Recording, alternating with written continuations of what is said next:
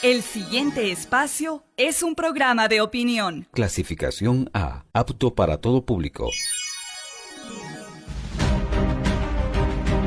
El análisis, la información, los temas de la actualidad y las tendencias están en una sola frecuencia. Frecuencia Política. Frecuencia Política. En tu radio, en tu compu, en tu celu, en tu tablet, aquí por la señal de Pichincha Universal. Comenzamos. Hola, buenas tardes, bienvenidos a Frecuencia Política. Este día, miércoles 9 de julio, 6 de la tarde, usted se puede conectar con nosotros en Frecuencia Política a través de la señal de Radio Pichincha Universal, 95.3 FM para Quito, 94.5 para el resto de cantones de la provincia de Pichincha, exceptuando Quito, sobre todo los de noroccidente. Y también recuerde que usted puede seguir este programa en las distintas redes sociales. No hemos escatimado esfuerzos para que usted pueda seguir a Frecuencia Política desde las páginas y las redes oficiales de Radio Pichincha Universal, www.pichinchacomunicaciones.com.es. También lo puede hacer a partir de nuestras distintas cuentas en redes sociales. En Twitter y en Facebook usted puede seguir a la cuenta de Frecu Política. En el caso de el canal de YouTube, usted también puede seguir Frecuencia Política. Suscríbase si es de su interés Frecuencia Política y así puede seguir este programa. Y tengo que hacerles un anuncio que todos los días domingos, usted ya lo conoce, hacemos el reprise de este programa a las 9:30 de la noche, pero es altamente probable de que para la próxima semana hayamos cambiado el esquema y lo probemos al menos qué es lo que pasa y cómo nos va si hacemos la transmisión de este programa Frecuencia Política los días miércoles a las 6 de la tarde en la cuenta de Pavel Muñoz, asambleísta. Vamos teniendo algún impacto positivo en esta red social, en el sentido de la gente que se puede conectar con nuestros programas de Frecuencia Política, y encontramos que si lo transmitimos el mismo día miércoles podemos tener algunos beneficios. Claro, no tendrá la tranquilidad del domingo, donde de alguna u otra manera, ¿no es cierto?, le da el tiempo para escuchar a esto. También creemos que a ratos del domingo lo está dedicando a cosas más gratas que la política, la economía del país. Así que no queremos dañar su domingo por la noche, queremos dejar que comparta con sus seres queridos y con su familia, o que simplemente descanse. Y es probable que el día miércoles tengamos más bien una mayor empatía con los temas que estamos tratando, es decir, no queremos tener tanta distancia, solemos escoger temas de coyuntura. Por lo tanto, un tema que sí es importante el día miércoles puede hacer que pierda algo de relevancia al día domingo, pero lo probaremos y tomaremos la mejor decisión para usted que sigue Frecuencia Política y que estamos tan contentos de que así lo haga. 3 cosas chiquitas quiero comentar al inicio de Frecuencia Política, 4 en realidad, porque la primera es darle un fuerte abrazo a María Belén Proaño. Ella no podrá seguir con nosotros, ha conseguido o ha recibido una oferta laboral importante, aceptado, y el tiempo que le va a destinar a esa actividad laboral le impedirá mantenerse con nosotros en Frecuencia Política, así que de momento estaré yo en todo el desarrollo del programa. Ya veremos cómo nos acomodamos y a quién podemos invitar para que también sea parte de Frecuencia Política. Esto creo que es importante.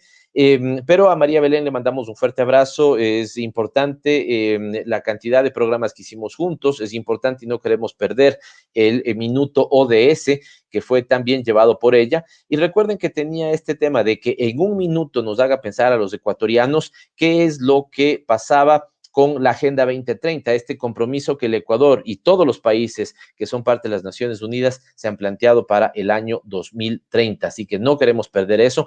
Y de hecho, vamos a hacer un trabajo mucho más cercano para este año, que es el año donde nos preparamos para el Bicentenario. Recuerden ustedes que el 24 de mayo del próximo año estaremos cumpliendo 200 años en el que culminó, digo, nuestro proceso de independencia, así que le vamos a dedicar mucho tiempo para esto.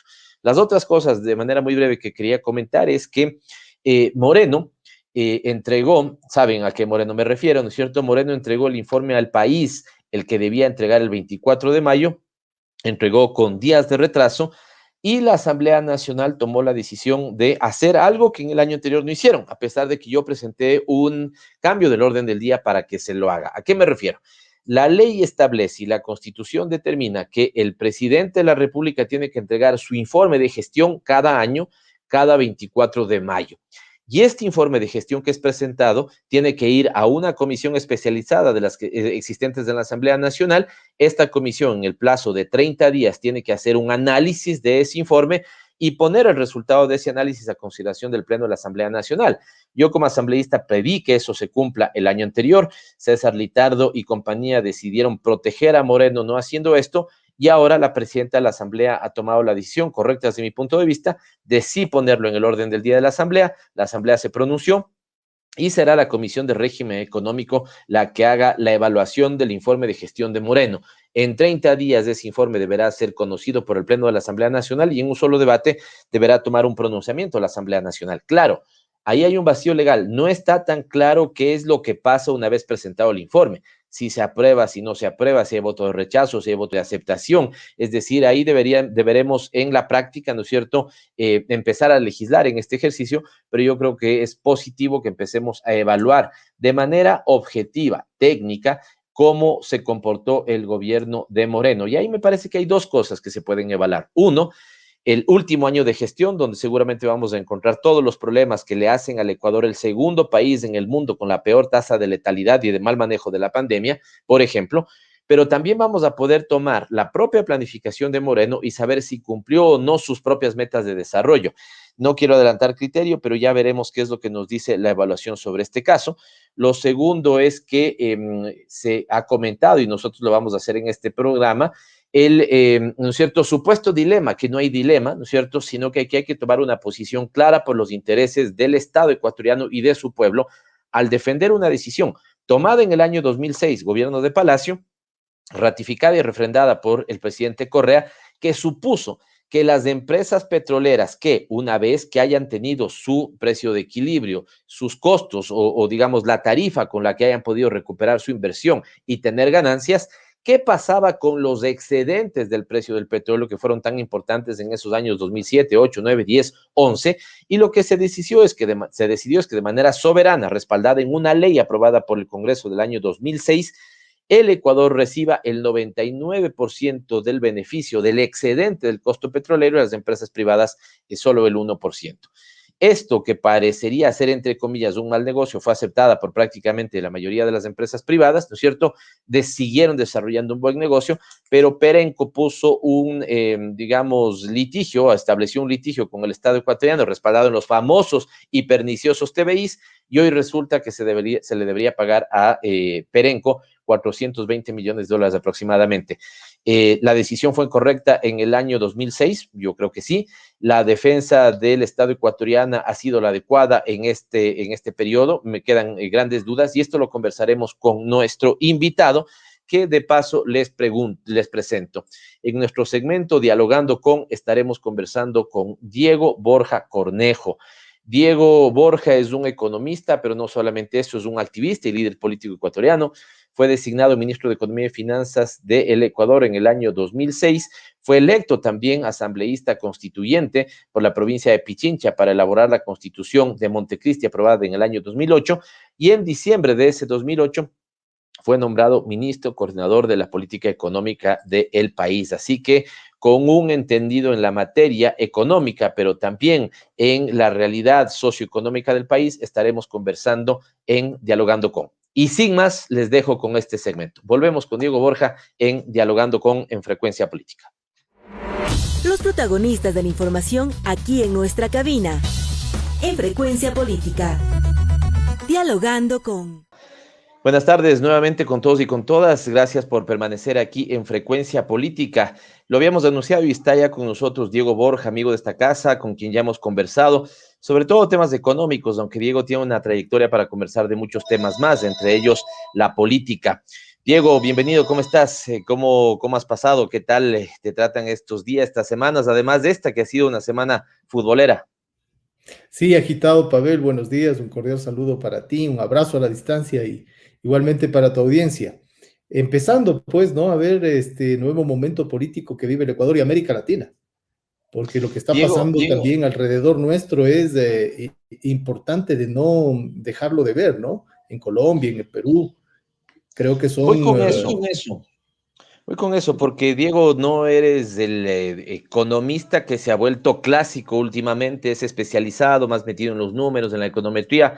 Eres más bien de una escuela, ¿no es cierto?, donde tu cercanía con la política ha marcado también tu desempeño.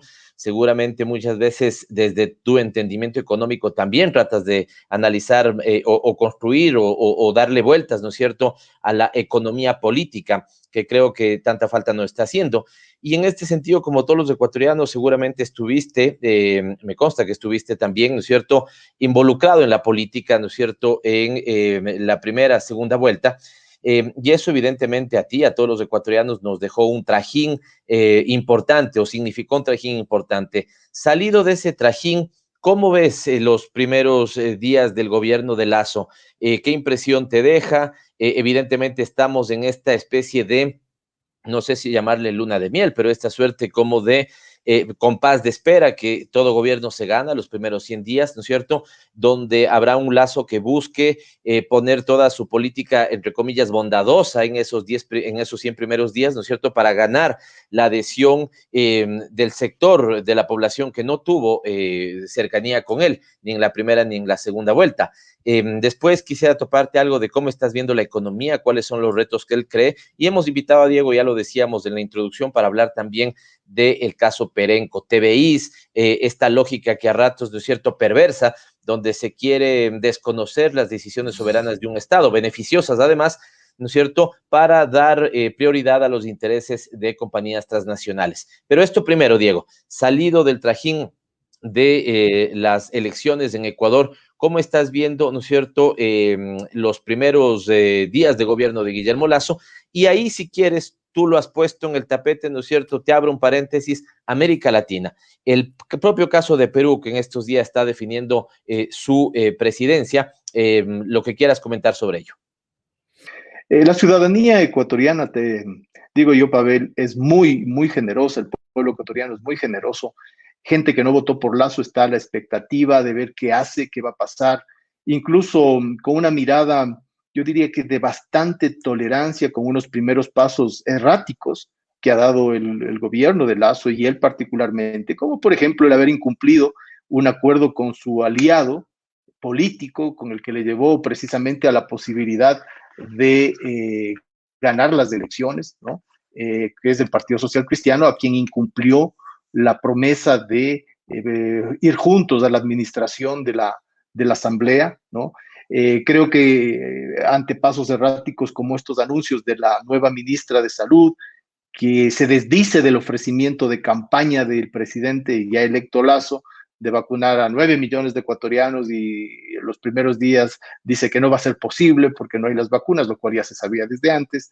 Los anuncios desafortunados completamente del ministro de Economía electo por definido por el nuevo presidente respecto a una intención de ampliar la base tributaria con los sectores de menor ingreso, ¿no? Y, planteándose, por ejemplo, que empiecen a tributar gente que estaría por sobre los $550. Creo que son un conjunto de acciones, decisiones y discursos que están mostrando un inicio de gobierno un poquito atropellado, por decirlo menos, ¿no? Pero ante esta situación de inicio, la gente es muy tolerante, incluso se molesta con las críticas porque dicen no se le está permitiendo al gobierno todavía desempeñarse. Y creo que en general hay que ver cómo se va a enrumbar. Aquí vamos a tener de suyo dos elementos. Un elemento que es el conceptual del gobierno, es un gobierno que se ha definido como favorable a las privatizaciones, al acuerdo con el Fondo Monetario Internacional, al ajuste, a una suerte de liberalismo total en el manejo de la comunicación. Tienes los conceptos y por otro lado vamos a tener la realidad. Y la realidad es un país virtualmente devastado por el gobierno de Moreno, con la tasa de crecimiento más baja desde el retorno constitucional, con los niveles de desempleo, de mal empleo, de pobreza, de desigualdad gigantescos. Entonces tienes unos conceptos ortodoxos que van a chocar con una realidad muy complicada. Y ahí, como se dice, una cosa es con guitarra y otra con violín. Vamos a ver cómo va esta cuestión. Efectivamente, Diego, quería topar eso y lo acabas de decir. una cosa es con guitarra y otra cosa es con violín. Me da la sensación que a varias personas que desde lo privado tienen la comodidad de hacer algunas críticas, dicen yo no tomaría esa decisión, yo no me endeudaría con China, yo no haría tal operación en materia económica. El caso de Richard Martínez puede ser uno, ¿no? Y cuando entran a lo público, terminan haciendo todo lo que criticaron. El caso del gobierno de Moreno, digamos, ni siquiera todo lo que criticaron, sino barbaridades y media que ni siquiera criticaron y ellos sí los hicieron.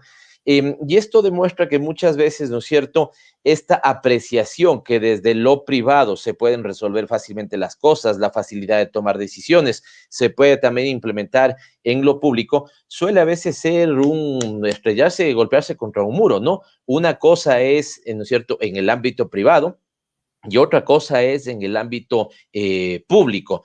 La decisión que tienes que tomar pasa por un conjunto de filtros. No es nomás que tú puedes, ¿no es cierto?, tomar una decisión sin considerar toda la normativa. Cualquier decisión, tú te referiste a eso, la voy a topar más adelante. Una declaración como el actual ministro de Economía y Finanzas que dice vamos a poner un impuesto desde los $550, no se da cuenta de lo que está pasando ahora mismo en Colombia, aunque quiero topar eso después, ¿sí? Pero señalas esto, una cosa es con guitarra y otra cosa es con violín. Administrar un banco o administrar cualquier empresa del mundo privado, me refiero por algunos actores que puede tener su gabinete, no es lo mismo que el mundo, digamos, público.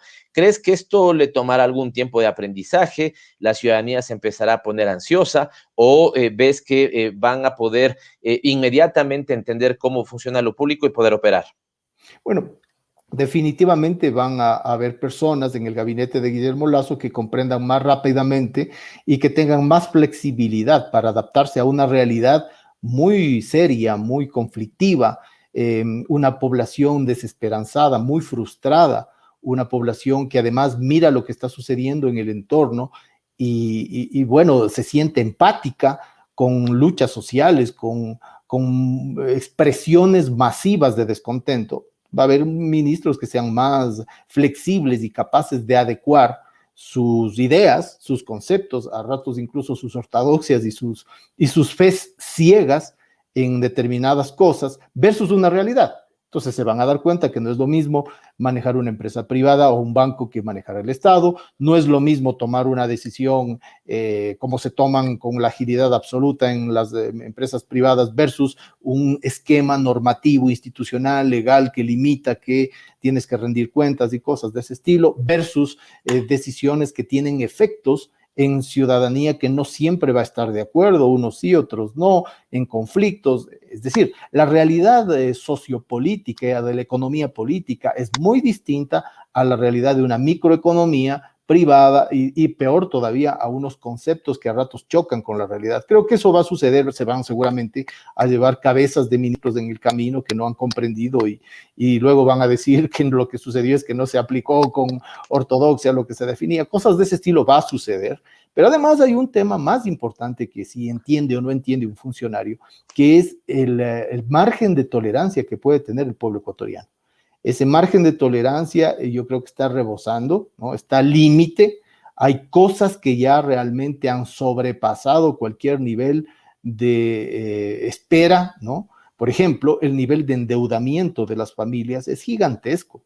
Las presiones por pagar deudas son enormes y no existe alivios a las deudas. Cuando Lasso dice yo exhorto a los bancos a que bajen la tasa de interés, es un llamado en el viento, porque algunos dirán sí y otros no y continuarán con sus políticas. Hay cosas que ya superan, como digo, esos márgenes de tolerancia, la pérdida de empleo, la pérdida de empleo adecuado, el problema de la educación, de las clases de los chicos, el problema de salud, y no solo de salud física, de salud mental de las familias, los conflictos internos. Es decir, es un momento bastante complejo, con una institucionalidad también compleja, porque este momento maneja la Asamblea una representante de un movimiento político con una capacidad de movilización probablemente la más fuerte, no creo que la única. No comparto que solo el movimiento indígena tiene capacidad de movilización, no ha sido así. Octubre del 2019 nos mostró la enorme capacidad de movilización de los pobladores, de los trabajadores, de los estudiantes, etcétera. Pero en todo caso, la Asamblea está en manos de una representante política, su presidenta, y de un bloque que incluye al Pachacuti, que es un bloque que representa este movimiento social que puede rápidamente ser intolerante.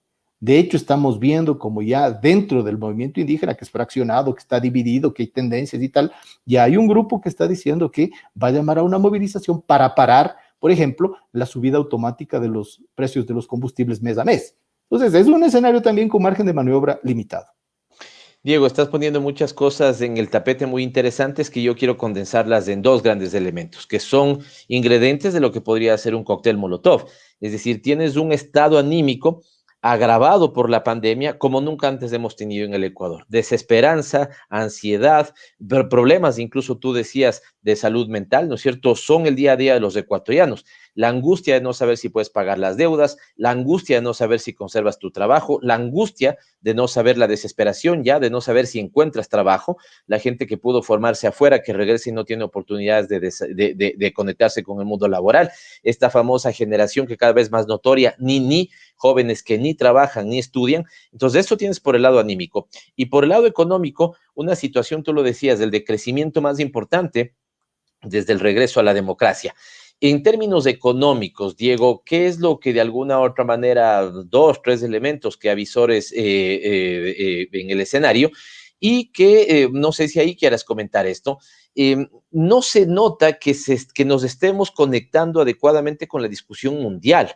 La discusión mundial puede ser infinita, pero la discusión mundial para atacar los problemas de la pospandemia apuntan, esto es lo que ha pasado estos días, ¿no es cierto?, con Biden a la cabeza, el famoso G7, incluso un cambio discursivo del propio Fondo Monetario Internacional, reconociendo que donde tienes que grabar impuestos, ¿no es cierto?, es el 1% más rico de la población, que curiosamente concentra el 99% de lo que el resto necesita.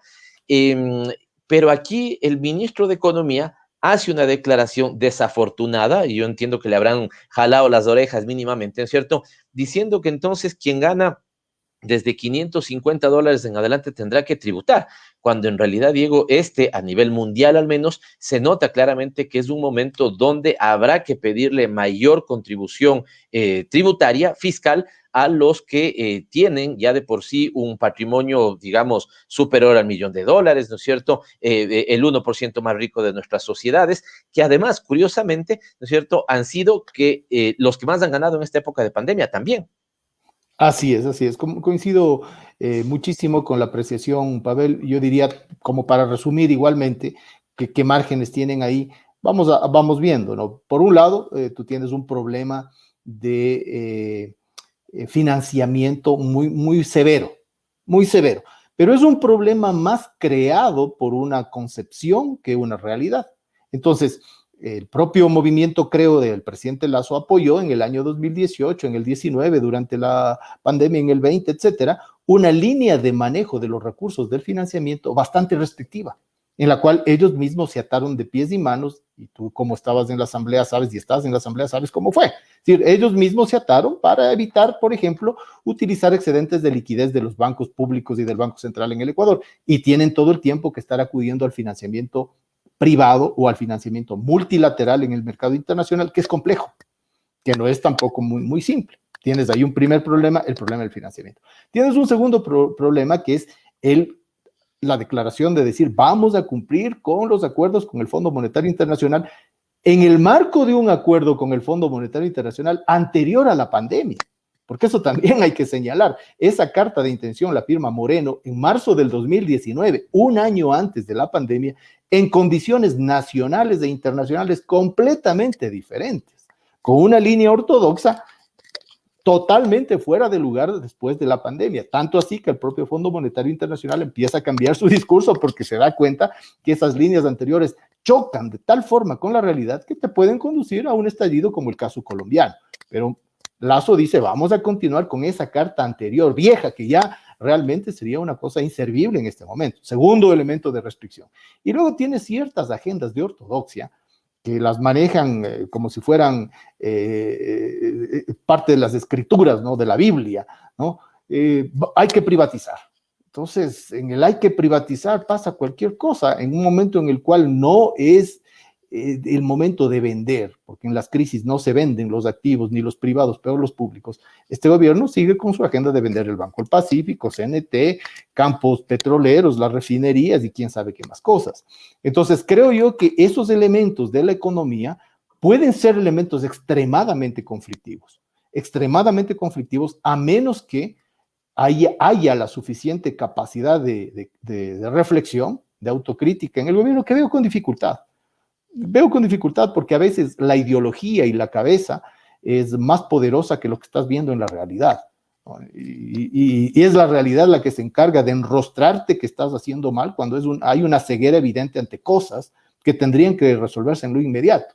Entonces, están alejados de la discusión, como por ejemplo de tributar en el sector más alto de los ingresos, que además no le afecta a la economía. Está probado por muchísimos estudios que al revés, países que han puesto impuestos, que han colocado impuestos a los ingresos más altos, han crecido y han crecido repartiendo. Hay muchísimos ejemplos, no nos faltaría programa para hacer eso. Están desconectados de la discusión mundial sobre el tema de las patentes de las vacunas del COVID, están desconectados de la forma de abordar el regreso de los estudiantes a clase por una serie de connotaciones de aprendizaje, de socialización, etcétera, etcétera. Es decir, es una suerte de autismo político en estos primeros días en los que parecería que los problemas del Ecuador son otros, cuando en realidad son los mismos y agravados que muchísimas otras sociedades en el continente y en el mundo. Estoy seguro que usted está tan interesado de este diálogo con Diego Borja como yo, pero nuestra producción nos pide un corte de 1 minuto nada más. Lo hacemos y volvemos a seguir conversando con Diego Borja. Regresamos y continuamos nuestro interesante diálogo con Diego Borja. Diego, en esas circunstancias entonces que las vienes describiendo, una economía que necesita financiamiento, fuentes de financiamiento que se van agotando, ingresos que no necesariamente nos están poniendo a conversar de dónde los nutrimos cuando debería ser, ¿no es cierto?, sobre los segmentos más altos ingresos de la población. Y cuando decimos los segmentos de más altos también, Diego, lo que pasa es que están focalizados, ¿no? No es el 20% de ingresos más altos, seguramente será el 1, el 2, el 3, el 4% de ingresos más altos, digamos, donde hay efectivamente capacidad de tributar en ese sentido. En esas circunstancias, al Ecuador le pasa una factura de 420 millones de dólares, un poquito más, ¿no es cierto?, para una transnacional petrolera, ¿no es cierto?, una empresa internacional en el mundo del hidrocarburífero, ¿sí?, que operaba en el Ecuador, ¿no es cierto?, y que al inicio del gobierno de Rafael Correa decidió salir porque el gobierno de la Revolución Ciudadana tomó una decisión que le significó grandes beneficios a la economía ecuatoriana, como es que el excedente, insisto, no el precio de equilibrio de los contratos, sino el excedente, es decir, si alguien tiene un contrato si hay un acuerdo, ¿no es cierto?, entre el Estado y un privado, y el Estado le dice, ok, yo le voy a reconocer mi invento 50 para que sobre esto usted haga producción y sobre esto gane. Pero si usted o si el precio internacional excede los 50, ¿no es cierto?, ese excedente lo vamos a repartir, con beneficio para el Estado. En este caso, esa es la decisión soberana que tomó el Ecuador, que el excedente, no el precio de equilibrio, sino lo adicional a lo que ya suponía una ganancia para la empresa, ese adicional, 99 para el Estado, 1, ¿no es cierto?, para las compañías privadas. Muchas compañías se quedaron operando aquí. Perenco decide no operar, a pesar, ¿no es cierto?, de que no es que iba a perder plata, sino que no iba a ganar como sus ambiciosos deseos lo querían. El Estado termina ganando en pocos años muchísimo más, ¿no es cierto?, de lo que ganó, por ejemplo, entre el año 2000-2008, y después, auspiciada en los famosos tratados bilaterales de inversión, Perenco le pone una demanda al Estado ecuatoriano. También ahí podemos conversar más adelante, ¿no es cierto?, si tienes alguna idea de si la defensa fue bien hecha o no fue bien hecha. Y resulta que después, como ya se conocen estos casos, ¿no es cierto?, los tribunales internacionales fallan a favor de la transnacional y al Estado ecuatoriano le tocaría pagar 420 millones de dólares, un poquito más. Has venido haciendo algo de vocería sobre esto. Ilústranos de la forma más pedagógica a todos los que seguimos este programa, Diego, el paso a paso de cómo se dio el problema, qué es lo que avisoras en el momento y por dónde debería, qué pistas nos das para leer este elemento de Perenco y el Estado ecuatoriano. Creo que es tan importante el tema, Pavel, que yo te combinaría, te exhortaría, como está de moda ahora, a que hagas un programa específico sobre este tema de la participación de los estados sobre los recursos que son de su propiedad. porque estamos viendo otra vez un momento de incremento de los precios internacionales del petróleo que puede ser que nos lleven otra vez a esa discusión tan importante. Pero para recapitular, en el año 2006 yo cumplía funciones de ministro de Economía y Finanzas con el presidente Alfredo Palacio y empezaron a subir dramáticamente los precios internacionales del petróleo frente a un periodo anterior donde los precios eran muy bajos. En ese periodo anterior, que inició a mediados de los años 90, el Ecuador firmó contratos de participación con empresas petroleras transnacionales. Esos contratos de participación tenían esa modalidad en la cual se definía un precio de equilibrio del contrato, se definía con la empresa transnacional un periodo en el cual iban a operar, tenían que invertir, tenían que hacerse cargo de los costos, etcétera, etcétera. Y ese precio de equilibrio que se fijaba en acuerdo ya incluía la recuperación de las inversiones y los costos e incluía también la rentabilidad. Esos precios de equilibrio oscilaban entre los $15 por barril y los $24 por barril, porque el precio internacional era muy bajo. Pero ya esos 15 o $24 incluían la recuperación de toda la inversión y los costos y la rentabilidad. De repente cambia el escenario mundial por condiciones que ni el Ecuador ni las empresas en solitario definen, cambia el escenario internacional y los precios internacionales del crudo empiezan a elevarse a 30, 35, 40, 50, 60. Bueno, y en junio, julio del 2008 llegaron a 114 los precios del Ecuador. Los precios de otros países llegaron, del petróleo de otros países llegó a los 140, $150, ¿no? Entonces, fue un cambio de escenario tan drástico que evidentemente la norma, la regulación, las leyes de cada país tenía que adecuarse a ese cambio drástico. Y por eso es que no fue el Ecuador el único que cambió precisamente las normas y regulaciones, sino muchísimos países. El propio presidente Obama toma una medida como fue el windfall tax, que era poner impuestos a esos precios inusitados del petróleo. En el caso ecuatoriano se pasa la ley 42, que nace en el Ministerio de Economía y Finanzas, pasa por los filtros del Ministerio de Energía, la Secretaría Jurídica de la Presidencia, la Secretaría de la Administración, toda la cadena institucional que estábamos hablando hace un momento que hay en el sector público, y finalmente el presidente Palacio lo manda como un proyecto a la Asamblea Nacional, al Congreso de esa época, y el Congreso de esa época, en pleno, todos los bloques parlamentarios votan a favor de la ley, salvo el Partido Social Cristiano que se abstiene. Entonces fue un proceso, inicia en el Ejecutivo, pasa por la Asamblea, luego hubo una demanda de inconstitucional contra esa ley que también fue negada por el Tribunal de Garantías Constitucionales de esa época, ¿no? Es decir, una decisión de Estado, Diego, no de la ocurrencia de un gobierno, una decisión de Estado. El Ejecutivo, el Legislativo e incluso el control constitucional dicen que esa ley del año 2006, ¿no es cierto?, era una ley que tenía toda la razón y todo el sustento de ser aprobada. Porque era justa, porque precisamente lo que hacía es decir, a ver, si el dueño del petróleo es el Ecuador, que al menos participe en algo del beneficio del incremento del precio, porque antes de la ley, el 80% del recurso petrolero de sus beneficios se llevaban las transnacionales y en el mejor de los casos el 20% para el Estado. Entonces, era una situación de desequilibrio absoluto que además iba a ser más desequilibrada todavía con precios tan altos. Entonces, hubo un consenso nacional, incluso se puede mirar los editoriales de esa época, tú tienes a gente que podría haber sido extremadamente crítica, que estaba a favor, te pongo nombres, ¿no? Que ahora dirías, ¿cómo? Imposible. Carlos Vera, César Montúfar, gente que escribía los periódicos, El Universo, El Comercio, etcétera, ¿no? Entonces, porque era justo. Si sube tanto el precio, repartámonos un poco los beneficios. Ese era un poco el sentido. El problema es que algunas empresas querían precisamente con su avaricia más y más y más y más, no se adecuaron, muchas sí se adecuaron, la mayoría se adecuó, otras no se adecuaron. Y esta ley decía en alguna parte de su articulado una frase que es importante. Decía, sobre el excedente del precio de equilibrio del contrato, al menos del 50% para el Estado. Al menos. No decía 50, taxativo, sino al menos. Cambia el gobierno del presidente Palacio, viene el presidente Correa, suben los precios muchísimo más, ya digo, llegaron a más de $100 por barril, y Correa dice, no, se ha ganado ya suficiente, que además habían más que recuperado las inversiones, las empresas, y dice, el incremento internacional tiene que ser para beneficio del Estado ecuatoriano y en el reglamento dice el 99% para el Estado, el 1% para las petroleras, que le daba la ley toda la potestad, porque la ley decía al menos. Entonces él podía decir 90-10, 20-80, dijo 99-1.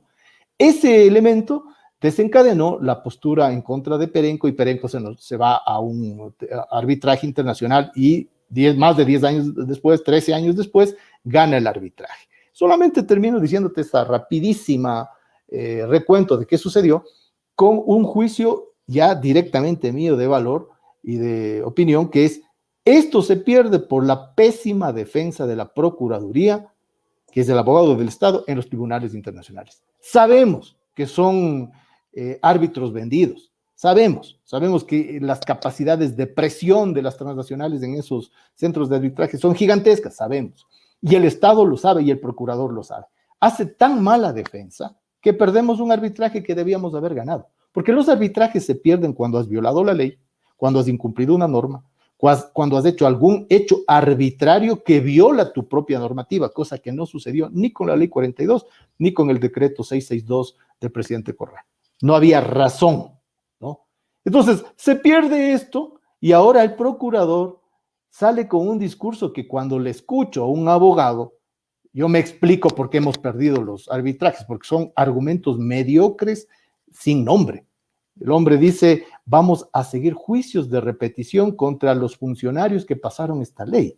Entonces, es lo que tú decías hace un momento, sería un juicio de repetición para el Estado en su conjunto, y además habría que enjuiciarle por influjo psíquico a Osvaldo Hurtado, porque el que presidió la constituyente del año 98, sobre la base del cual se hizo esta ley, fue Hurtado. Entonces, no tiene ni pies ni cabeza lo que dice el procurador, y yo creo que más bien él tendría que ser llamado por la Asamblea Nacional a responder qué sucedió, porque hace estas afirmaciones que además en el contexto de una negociación son perniciosas, muy perniciosas para el Ecuador. Es que, Diego, no hay pierde desde mi punto de vista. Es decir, si tú ya le aseguraste a las empresas privadas, ¿no es cierto?, que recuperen su inversión, que tengan su rentabilidad, que aseguren su ganancia sobre la operación de esos pozos petroleros. Si después el mercado internacional, que no controla el Estado ecuatoriano ni los operadores privados, como tú lo has dicho, ¿no es cierto?, llega a tener precios exorbitantes en el barril de crudo, tú no puedes ver, ¿no es cierto?, además auspiciado por una ley, es decir, creando una ley y después ya esa ley aprobada, digamos, de manera contundente por el Congreso de la época, tú no puedes quedarte viendo, ¿no es cierto?, como dueño del petróleo, cruzado de brazos, cómo ese precio va subiendo 50, 60, 70, 80, 100, supera la barrera de los $100, ¿no es cierto? Y el único que se podía estar enriqueciendo de ese costo o de ese valor excedentario, es decir, que ya supera con mucho lo que tú ya has recuperado en términos de inversión y tu ganancia, entonces vea simplemente cómo el otro va engrosando, ¿no es cierto?, los bolsillos por ese precio del crudo, que es tuyo además, que ya estás asegurando, ¿no es cierto?, que quien lo está extrayendo gane sobre eso, pero hay un momento donde dices, a ver, si es que este es el valor excedentario, que la mayoría venga al Estado ecuatoriano y ustedes se quedan con el 1%. Insisto, además, como tú bien lo has retratado, siendo una decisión de Estado, lo piensa el Ejecutivo, lo aprueba el Legislativo, le da un ok y un visto bueno la Corte Constitucional, auspiciados y respaldados por la Constitución de 1998, Constitución además claramente, ¿no es cierto?, de enfoque de economía social de mercado, como llamaban ellos. Y resulta que ahora le quieren encontrar, ¿no es cierto?, la quinta pata al gato a una decisión soberana, bien planteada, pero absolutamente mal defendida por el procurador. Por eso señalas bien, Diego, y aquí me jalas un poco la lengua a decir, bueno, y yo te digo, procurador que esté, cualquiera, debería dejar, ¿no es cierto?, hasta el último aliento defendiendo una posición soberana, no de su gobierno, sino de su país, del Estado de su país. Pero aquí resulta que, ¿no es cierto?, dice, perdí el arbitraje y ahora tendremos que pagarle $421 millones a Perenco. Pero, Diego, ya das unas pistas sobre una mala defensa. ¿Qué te lleva a decir esto? Y la otra, Diego, tal vez no sé si quieras topar. Esto pasa también con un discurso que se vuelve a poner de moda, a pesar de que se ha demostrado su falacia en el siguiente sentido: tratados bilaterales de inversión, que se supone que le garantizan la seguridad jurídica al inversionista y que deberían traer más inversiones. Hay una investigación de la cual yo fui parte que te dice, los tratados bilaterales o países con los que tenemos tratados bilaterales no necesariamente han puesto más plata, más inversión en este país, Y lo otro que es de locos, son más altas las demandas que tiene el Estado ecuatoriano, es decir, más cuantiosas las demandas que tiene por supuesta violación a los tratados bilaterales de inversión que la inversión que dejan esos países. Esto también no nos permite, digamos, desempolvar este debate sobre los TBIs y su beneficio o su perjuicio para el Estado ecuatoriano. Completamente, sí, por eso te decía, sería interesante un programa en particular para analizar en profundo, porque hay muchísimos elementos en los que has dicho. Las tasas de rentabilidad antes de modificar la repartición del excedente ya estaban en el orden del 50%, 60% para las transnacionales, con los precios de equilibrio de los contratos. Con los cambios en los precios internacionales, algunas tasas se subían al 400%, al 500%. Y si se hubieran mantenido, imagínate, con precios de $100, era simplemente obsceno, ¿no? Entonces, ¿cómo no va a ser necesario un debate público? Porque es como que hoy en la tarde, ¿no? Cuando juegue el Ecuador, la selección ecuatoriana contra Perú, de repente tú ves que la selección en su conjunto llega hasta casi el área chica y se dan la vuelta y la propia selección se regresa contra su propia área y empiezan a meterle goles. ¿Qué diría el pueblo ecuatoriano? ¿Qué dirías si es que ves tú que estás en el punto penal para meter un gol y de repente te das la vuelta y haces una jugada para hacerte un autogol? Simplemente diría que estamos locos. ¿Para quién está jugando la selección? ¿Quién le pagó a la selección? ¿Qué pasó? Algo así ha sucedido con el procurador. El procurador lo que hace es permitir que se nos meta goles cuando realmente teníamos todo el equipo a nuestro favor, toda la preparación, la capacidad, etcétera. Eso es lo que ha permitido y por tanto no se puede comprender. Ya digo, jugábamos en cancha ajena, pero teníamos toda la potestad para ganar. Leyes cumplidas, constitución cumplida, control constitucional, normativa, instituciones, acuerdos previos con las empresas, suficientes niveles de ganancia de los inversionistas, todo. Y sin embargo se pierde, claro. Al final del día tú puedes decir, bueno, el árbitro es demasiado vendido. Sí, cierto es. Y ahora alguna gente está abogando por mantener ese tipo de acuerdos. Árbitros afuera donde no tenemos capacidad alguna de ganar y te dicen, no, esa es la única forma de llegar a acuerdos con empresas para que vengan inversiones. Mentira. Después de la ley 42, después del decreto 662 del año 2008, los niveles de inversión de las propias petroleras fueron altísimos. Y esa es una pregunta que habría que hacerle al procurador. ¿Por qué usted dice que ha habido perjuicio? Diga usted cuánto ha habido de inversión solo en el ámbito petrolero. Vas a tener que superar los 10,000 millones de dólares en ese periodo. Y si le preguntas, al final, con todo y pagarle a la transnacional Perenco 374 millones descontados los costos que tiene que pagar ellos por los daños ambientales, ¿cuánto ganó el Ecuador? Es por lo menos 4 veces más. Entonces, señor procurador, ¿por qué usted está con un discurso en el que está diciendo que el Ecuador ha perdido? ¿Qué es lo que quiere? ¿Qué es lo que busca? ¿Para quién trabaja? ¿No? Ese tipo de cuestiones él tendría que responder, pero ¿qué es lo que hace? Para lavarse las manos de bien sea su incapacidad, su inoperancia o su mala fe, lo que hace es decir, la culpa es de Correa, porque sabe que eso cala en un sector que tiene una animadversión contra el presidente Correa enorme. Entonces ahí realmente se ve una irresponsabilidad como funcionario gigantesca. Pero Diego, si el gobierno llega a asumir ese discurso de la culpa es de Correa y no logra entender que hay posiciones en las que tiene que defender una posición de Estado, no de gobierno, puede conspirar contra su propia gestión. Es decir, ¿qué le va a pasar a este gobierno si no confronta, no problematiza lo que ha venido pasando en los últimos años, por ejemplo, ¿no es cierto?, convirtiendo a la Contraloría en un ente de persecución? Mañana lo que va a tener es un ministro que tenga pánico de mover este lápiz de aquí a acá, ¿no es cierto?, porque lo que va a querer el gobierno es facilitar decisiones. Lo que va a pasar con ese ministro es tener pánico de mover ese lápiz, ¿no es cierto?, porque va a saber que le cae una glosa o que no le dejan operar.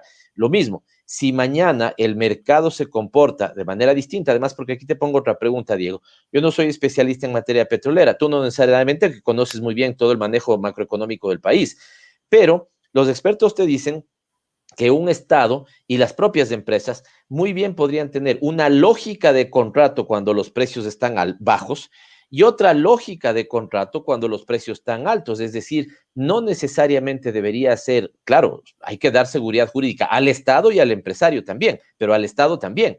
Entonces, sin romper la seguridad jurídica, el mundo petrolero también reconoce que muy bien pueden entenderse el Estado y los privados cuando bajo una lógica contractual, cuando los precios están bajos y bajo otra lógica contractual cuando los precios están altos, sin que ninguno de los dos pierda. Y entonces, si el gobierno actual no asume una posición de defensa de lo público, de defensa de los intereses estatales y de defensa, ¿no es cierto?, de la administración pública, mañana puede el mismo presidente Lasso tener que tomar decisiones, ¿no es cierto?, soberanas, pensadas en el país y no en las transnacionales, que un mal pronunciamiento o no tomar una posición por el país, en este caso, termine disparándose en el pie. ¿Lo ves así o no? Totalmente, porque hay cosas que en la decisión política que imprimen la línea de pensamiento del presidente que ha sido electo. Entonces el presidente dijo, yo voy a privatizar, la gente votó por eso, perfecto. Dijo, yo voy a hacer una apertura del mercado a los TLCs y a la Alianza del Pacífico, y no importa si es que se rompe la producción nacional, la gente votó por eso. Guerra anunciada. Pero hay otros elementos que son elementos de Estado y en los cuales no puede haber tranza. Y da lo mismo si es una línea más a la derecha o más a la izquierda, que tienen que defender esa línea de Estado, y es lo que estamos mencionando. Si hay un ataque en el plano comercial al Estado ecuatoriano, tienes que defender, sea que eres de izquierda o de derecha. Si hay una guerra, no importa si eres de derecha o izquierda, tienes que defender el erario nacional, y así, ¿no? Entonces, esas cosas tendrían que comportarse de esa manera. Ojalá lo entienda rápidamente el presidente. Ojalá lo entienda rápidamente, porque, por ejemplo, fue muy desafortunado, a mi juicio, el hacer una visita al poco tiempo de ganar las elecciones, antes de incluso asumir la presidencia, sino cuando estaba como presidente electo, a Duque.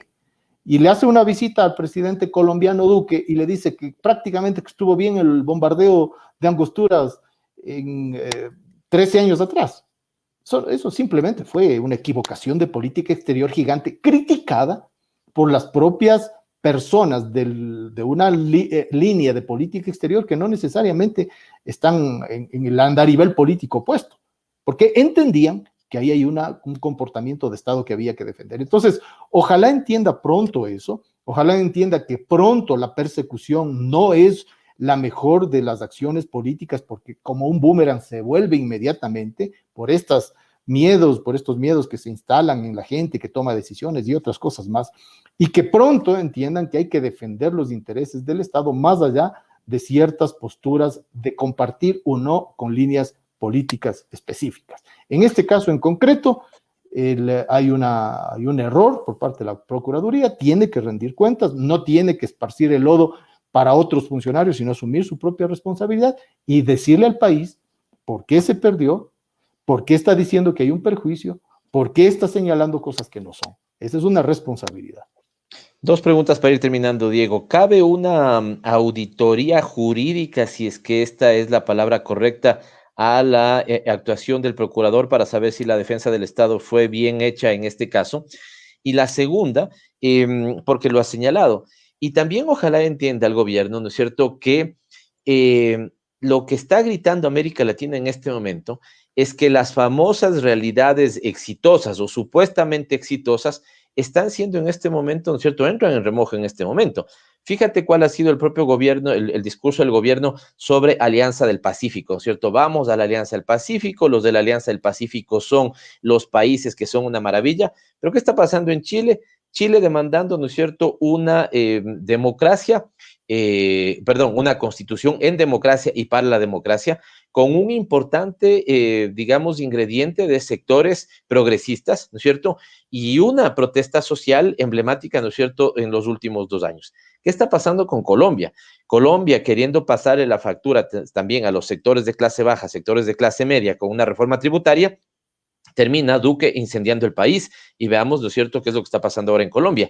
Y ahora, ¿no es cierto?, este escenario de la polarización, que es una cosa que también vamos a discutir en Frecuencia Política ya poco, porque ya no son casos aislados, ¿no? La polarización, no sé cuál es efectivamente el detonante causal, pero la polarización se está sintiendo en todos estos países. Y estamos por definir, este programa se va a transmitir miércoles 6 de la tarde, a esa hora tal vez ya son oficiales los resultados sobre, ¿no es cierto?, quién ganó la presidencia en Perú. Pero hasta este momento un sector, ¿no es cierto?, o el candidato de izquierda estaría al frente de ganar la presidencia en el Perú. Entonces, Diego, también ahí no sé si te merezca algún comentario. Los famosos mejores alumnos del neoliberalismo, hoy todos de alguna u otra manera, digamos, incendiados, voy a utilizar esta palabra, socialmente. En primer lugar, amerita completamente una auditoría jurídica de la Procuraduría, porque tienen que explicar por qué con todos los elementos a favor del Estado se pierde un arbitraje. Y esa es responsabilidad del abogado del Estado, que es el procurador y la Procuraduría. Amerita completamente, pero creo que también amerita que la Asamblea Nacional le llame a este señor a que explique, como dato de interés, ¿no? En la Asamblea en este momento al menos hay 2 actores que estuvieron en la aprobación de la Ley 42 en este mismo momento. El uno es del asambleísta Quispe y el otro es del asambleísta Urcuango. Entonces ahí incluso hay autoridad moral para decir, bueno, ¿y usted por qué está diciendo esto, no? Sobre lo segundo, comparto contigo, creo que una parte de la explicación de las polarizaciones sociales es porque en todos estos países los grandes medios de comunicación instalan un relato que la gente a veces se lo asume directamente sin mucha crítica, en el que los propios afectados son parte de la defensa de quienes les están afectando. Es el caso de sectores populares que pueden estar defendiendo a Keiko Fujimori en el caso peruano o a Uribe en el caso colombiano, ¿cierto? O incluso a la dictadura. O planteando el voto nulo ideológico. O planteando el voto nulo ideológico, del cual obviamente se van a arrepentir pronto, o gente que dices, ¿cómo es posible que todavía el 25% de Chile defienda la constitución de Pinochet? O sea, hay ese elemento que pesa muchísimo, que es la presencia de unos medios de comunicación que instalan un relato montando sobre ciertas emociones primarias, del miedo, la ira, cosas de ese estilo. Hay mucho, hay que decir, pero esa es una línea de explicación, ¿no? Porque no se puede entender cómo puedes estar votando o favoreciendo a quienes son realmente tus explotadores, a quienes te avasallan, a quienes te marginan. Resulta bastante difícil de entender, pero si nos vamos por este relato, que además no es un tema mundial, ¿no? No solamente es latinoamericano, acá se ve con mucha fuerza. Mira lo que pasa en el Brasil, ¿no? O sea, armas un relato en contra del presidente Lula, montas todo un esquema que se ha repetido en Argentina, en el Ecuador con Correa, etcétera, y luego en España, Estados Unidos incluso. España, en los Estados Unidos, exactamente, en México ahora, ¿no? Y logras que determinado sector muy favorable al capital financiero, a los intereses más conservadores, a la privatización, etcétera, por un momento, tiene su media hora de popularidad y luego la gente inmediatamente se da cuenta que fue una desgracia, como Bolsonaro en el Brasil, y ahora nuevamente Lula es probablemente el candidato que más posibilidades de triunfo tiene si hubieran elecciones ya en lo inmediato. Entonces, creo que esa es una línea de entender por qué se dan estas polarizaciones, pero el hecho real es que están dadas las polarizaciones. En el Perú, si es que finalmente gana cualquiera de los dos, o Fujimori o Castillo, va a ser con márgenes tan pequeños donde la otra mitad de la población va a estar en contra. Y eso te genera un problema de inseguridad, de ingobernabilidad, etcétera, etcétera. Lo mismo en el caso colombiano, lo mismo en el caso ecuatoriano. No nos olvidemos que Lazo gana por 2 puntos o poco menos incluso, ¿no? Y tienes a la otra mitad. Y además, algunas personas actúan como que hubieran ganado con un margen de 40%. No es así. Entonces, ahí hay unos errores de percepción y de finura política que pueden rápidamente pasarle factura a los gobiernos y lastimosamente a las sociedades. No estamos con un economista, estamos con un agudo analista de la realidad nacional y latinoamericana, por eso hemos decidido preguntarle un poquito de política, un poquito de economía, un poquito de decisiones de administración pública como las que fueron las que de manera soberana tomó el Estado ecuatoriano frente a las transnacionales, ¿no es cierto? Y las que debieron haberse defendido, ¿no es cierto?, los intereses del país y no de Perenco en este caso. Y al final esta, ¿no es cierto?, mirada sobre lo que está pasando en América Latina. Diego, te agradecemos. Esperamos que pueda estar con nosotros en otra entrega de Frecuencia Política. Gracias por compartir ahora tus ideas. Gracias a ti, Pavel. Un fuerte abrazo. Fuerte abrazo también. Nosotros volvemos para hacer la despedida de nuestro programa Frecuencia Política. Y así llegamos al final de Frecuencia Política. Ustedes ven, estamos extrañando a María Belén Proaño, pero le mandamos un fuerte abrazo para que tenga éxito en sus nuevas funciones laborales. hemos tenido una interesante, muy interesante conversación con Diego Borja. Hemos conversado un poquito de política, un poquito de economía, un poquito de lo que está pasando en América Latina. Hemos puesto en debate, aunque vamos a continuar con este tema, las ventajas o desventajas que tienen los países como el Ecuador al final firmar tratados bilaterales de inversión, la necesidad de que el Estado ecuatoriano defienda decisiones que más que de gobierno son de Estado en beneficio de todos los ecuatorianos, y por eso creemos que la tarea de defensa de los intereses del Estado ecuatoriano, de la Procuraduría y su principal, el procurador, debió haber sido la que el país espera de él y no la que las transnacionales esperan de él. Insisto, él tiene que ser un defensor del Estado ecuatoriano y de las decisiones tomadas por el Estado ecuatoriano y no lavarse las manos, ¿no es cierto?, en lo difícil que es la defensa en los escenarios de tratados bilaterales de inversión. Y los datos nos dicen que incluso si se pagara a Perenco, ¿no es cierto?, lo que ha determinado el fallo internacional, incluso si se pagara los beneficios que tuvo el Ecuador al recuperar el 99% de los excedentes del precio del petróleo, fue absolutamente, digamos, de largo, mejor, ¿no es cierto?, que lo que en este momento habría que compensar, entre comillas, ¿no es cierto?, a esta petrolera privada. Y finalmente cierro diciéndoles, vamos a enseñar la próxima semana, no haciendo el reprise. Esta sí, tendremos nuestro reprise como todos los días domingos a las 9:30 de la noche, pero en la próxima semana más bien nos enlazaremos en vivo con el programa de Frecuencia Política por la cuenta de Pavel Muñoz, asambleísta. Sigue este programa, usted lo hace a través de Radio Pichincha Universal, la radio de todos los pichinchanos y las pichinchanas. Nos vemos el próximo miércoles. Un abrazo para todos y para todas. Gracias por acompañarnos. Aquí termina Frecuencia Política. Hasta la próxima semana.